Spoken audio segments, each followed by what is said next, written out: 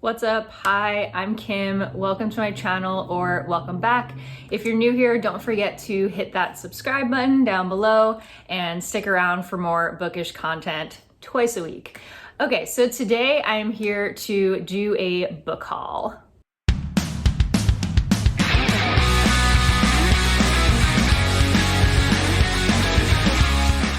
Okay, so I have 15 books here. These are all the books that I've purchased so far in 2022, so January, February, and March. I'm actually pretty proud of this number. In the past, it probably would have been like double this, and I'm really trying to lean down my already owned books, my physical TBR, so I tried not to overbuy as I do. So I'm gonna start with the books that I've already read, and if there are books that I've already reviewed on my channel, I'll go ahead and link the videos below for you to find if you wanna get my review on them.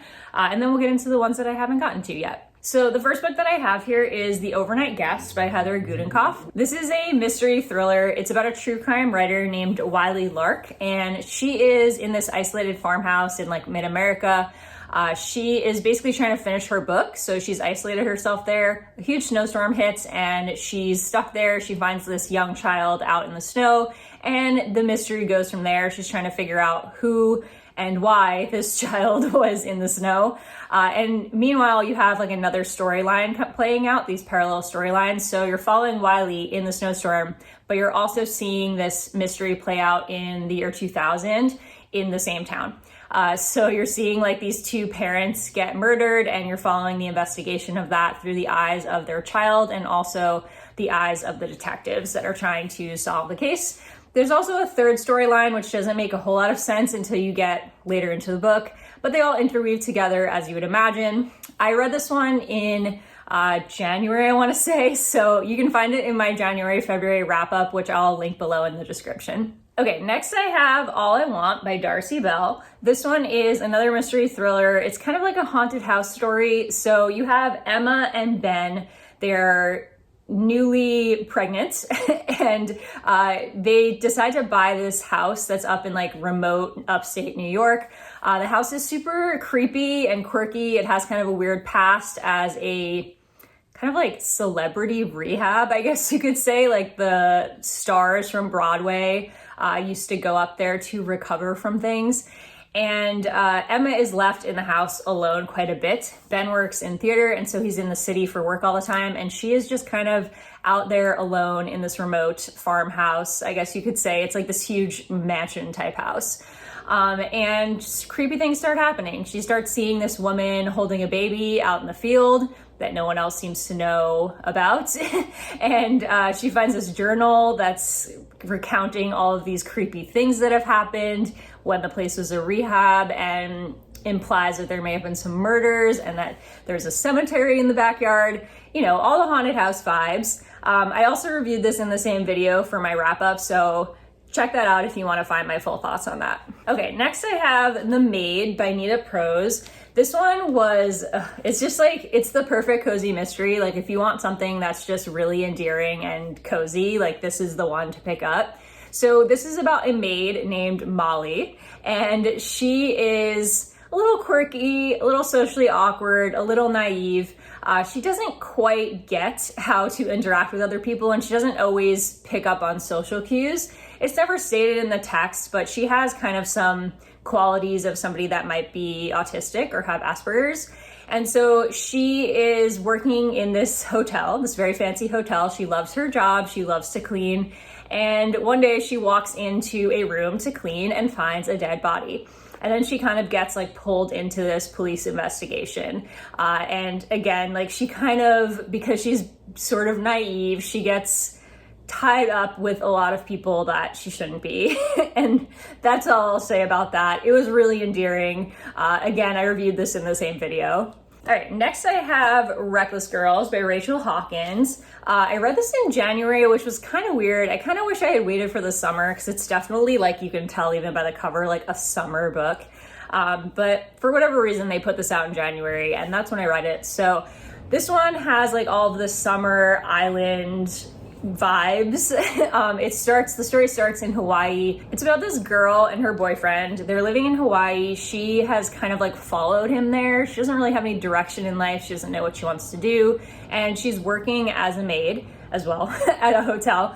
And she gets fired from her job like in the first chapter, and her boyfriend has a boat that he's been working on and trying to fix. And these two girls show up, they have a lot of money, and they're willing to pay the boyfriend to take them to this like isolated remote island called Moreau Island. It has kind of a creepy past. Soldiers stayed there during World War II. Lots of people died. There's like talk of cannibalism happening on the island in the past, and so they pay them a lot of money to take them, and the girlfriend goes with them, and it's just the four of them arriving on this isolated island. When they get there, there are two other people there, and like literally the whole book is them just like on the island, and it's a mystery thriller, so you can imagine things get thrilling from there. But again, check out my review on this if you want to know more. Okay, then I have one that I read pretty recently, and that is The Golden Couple by Sarah Pekkanen and Greer Hendricks. This was my first by these two authors. This one is about a woman named Avery. She's a therapist. She basically lost her therapy license because of her unconventional methods. She basically says that she can fix anyone in 10 sessions, and she has like a name for each session and like a process she goes through to help them get through whatever it is they're doing or going through. And then you're following these two people, this couple named Marissa and Matthew Bishop. They have come to Avery for therapy because Marissa has cheated on Matthew. And so she brings him to therapy so that she can tell him in front of Avery and they can work through this and save their marriage. And yeah, things just go from there. This is definitely a domestic thriller. It deals with a lot of like marriage problems, but I really enjoyed the therapist perspective because I feel like it added like another layer to the story. I'll be reviewing this in full in my March wrap up, but yeah, highly recommend. Next we have my most recent read, and that was The Paris Apartment by Lucy Foley. This one is about a girl named Jess. She goes to Paris, she's English, and she goes to Paris to see her brother Ben, but when she arrives there, his apartment is empty. He has disappeared, despite the fact that he was supposed to be there to meet her. And so she kind of gets pulled in with the residents of this building, and she's trying to figure out what happened to Ben. You get alternating perspectives, not only of Jess, but of different residents that live in the building and the concierge, and she kind of goes on this chase to figure out what happened to her brother. Okay, then I have The Appeal by Janice Hallett. Another recent read. This one is a UK publication. It came out like a year ago in the UK, but just recently came out here. This one takes place at a small amateur theater group called the Fairway Players. And interestingly enough, it's told all through emails. So you can see kind of like the entire book is just literally emails. There are a few other things thrown in, like text conversations and like advertisements for things that are happening at the theater company, as well as commentary from the two people that are looking at all of these documents. So essentially, you're in the shoes of these two lawyers who are reviewing this case, reviewing all these documents to try to figure out who murdered this person. And so you're reading through the documents with them, and you get kind of like these interspersed chat conversations between the lawyers about the documents. Like they kind of chat about what they're discovering and what they think. And this all leads to the end where they finally decide who they think is the murderer and come up with their theories. I really enjoyed this. I think I would have enjoyed it being a bit more of a variety, like not just being emails. I think I would have appreciated some other things thrown in a bit more because it is like 95% email. I enjoyed reading from the lawyer's perspective because you kind of feel like you're trying to solve the case with them. And I think this was like a little bit, look at me reviewing this book. I'll review this in my wrap up. I don't know, I just like went off on a tangent.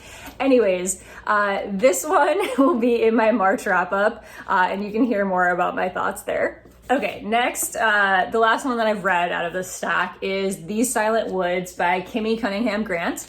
This one is about this guy named Cooper and his young daughter, Finch, and they live in isolation in this like remote cabin in the woods. I read a lot of like remote things, like people being in remote places. I just love that. But Cooper and his daughter live in this remote cabin. They absolutely never leave for any reason. And so this friend of Cooper's, Jake from the war, he comes and once a year drops off supplies for them, like new clothes for Finch, staple items for them to eat, like oats and snacks and things that they can kind of keep for the year. And he just kind of like takes care of whatever shopping they need because they don't ever leave. The story kicks off when Jake doesn't show up on the date that he's supposed to, and they kind of have to figure out what to do because they don't have supplies for the next year. So Cooper has to make a decision about him and Finch, and as the story goes on, you start to find out more about Cooper's past and why they're living in this remote cabin. Okay, now into the books that I haven't read yet. Which is only about half the stack. I'm pretty proud that I've read like half of these already. Okay, so next is kind of like an odd one out, I feel like, compared to these other books, but this is a nonfiction book, Badass Habits by Jen Sincero. This is the same person who wrote You Are a Badass. She writes kind of these like quirky, in-your-face self-help type books, like self-improvement type books. This is one of that series. I've read You're a Badass and You're a Badass at Making Money, and I just like her writing style. I like some self-improvement, personal development type books, but I need to like be able to connect with the writer. Like I can't do stuff that's like super spiritual or like woo-woo. So this writer like really tells it like it is. She's very blunt, very straightforward, and I get that. So I feel like her books kind of do it for me. This one is about developing, as you can imagine, habits, good habits, and just kind of like the cycle of how to get a habit to stick. I personally have been trying to develop some better habits around my health, especially. So I'm hoping that this is going to help me in the same way that the first book, You're a Badass, did, which I have read twice now and really enjoyed. And I just think her messaging is really positive and helps me in particular find my confidence and kind of like figure things out for myself. Okay, next I have a horror book, and that is Dowry of Blood by S.T. Gibson. This one I bought a couple months ago. I was going to read it. I was kind of like thinking about reading all the Goodreads Horror Award nominees, like the top 10, and this was one of them. Plus I heard like a ton of people reviewing this and giving this 5 stars and saying they loved it. But now I'm kind of like wondering if I should have bought it, honestly. I don't like vampire stories. Like, I don't know, something about like Twilight traumatized me, and I don't want to hear about it anymore. Like, I don't like vampire stories, so I don't know why I picked this up, but I guess eventually I'm gonna pick it up and read it. It's not that long and people say they love it, so maybe I will fall in love with it too, despite the fact that it is about vampires. This is a retelling or reimagining of Dracula's brides. So basically you have Constanta. She's transformed from medieval peasant into a bride fit for an undying king.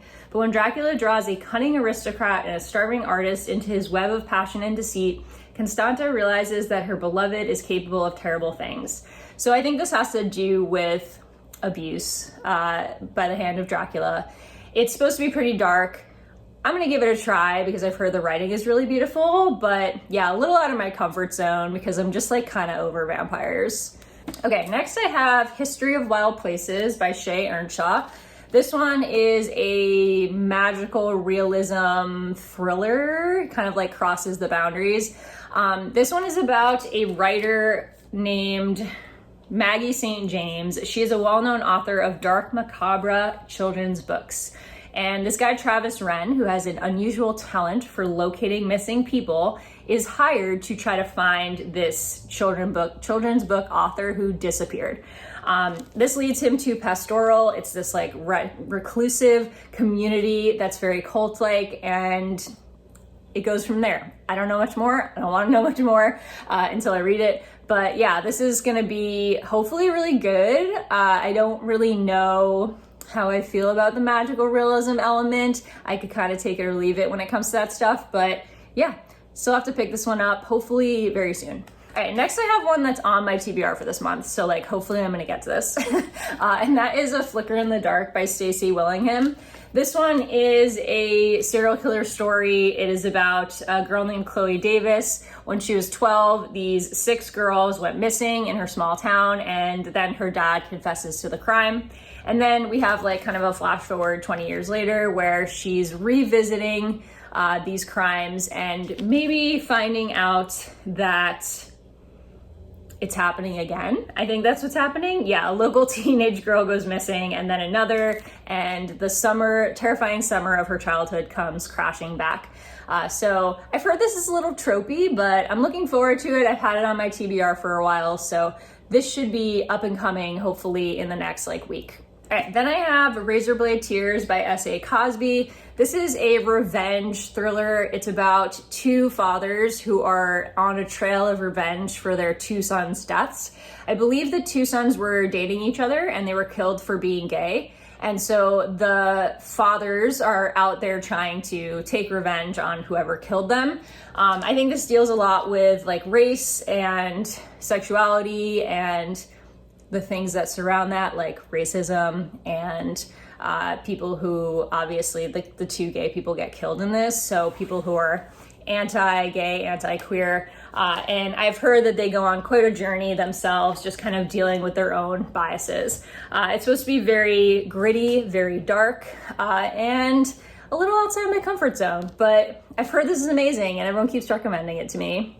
All right, now I have one that I'm actually about to pick up today, and that is The Book of Cold Cases by Simone St. James. So by the time you see this video, I will have probably hopefully finished it. This one is the new book from this author. I've read Sundown Motel. It was fine. I enjoyed it. I also own The Broken Girls. I just really wanted this though. This is just everything I want from a thriller. So it's about a true crime blogger. And there's 2 timelines. So there's one in 1977 in Clear Lake, Oregon. And it says, the town was shaken by the Lady Killer murders. 2 men, seemingly randomly, were murdered with the same gun with strange notes left behind. Beth Gurr was the perfect suspect, a rich, eccentric 23-year-old woman seen fleeing one of the crime scenes, but she was acquitted and she retreated to the isolation of her mansion. And then, same place, 2017, we have Shay Collins, a receptionist who runs a true crime website at night. She meets Beth by chance. She asks for an interview and Beth says yes, they meet, and I would imagine that she writes a book about this cold case. I don't know, this just sounds like everything I want. I really love anything that deals with true crime writers, so this is something that will be in my March wrap up. And then last one on here is a nonfiction as well. That is Atomic Habits by James Clear. If you haven't heard of this book, literally everyone in the self-help community, everyone and their dad is reading this book, including my dad, who is the one who recommended this book to me.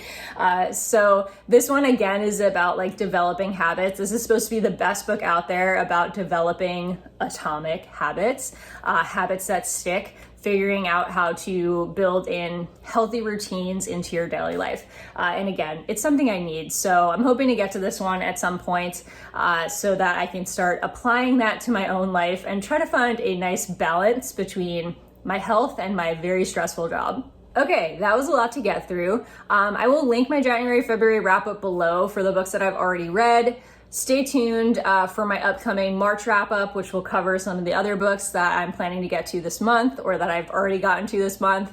And don't forget to click that subscribe button down below if you haven't already, and hit the bell to get notifications. I post twice a week on Wednesdays and also on the weekend, Saturday or Sunday, depending on when I can get the video up. But there is lots of bookish content to come, so I hope that you'll stick around. Thank you so much for watching. Let me know in the comments below what books you have hauled recently or that you're excited about, as I would love to hear about it. Okay, see you guys in the next one.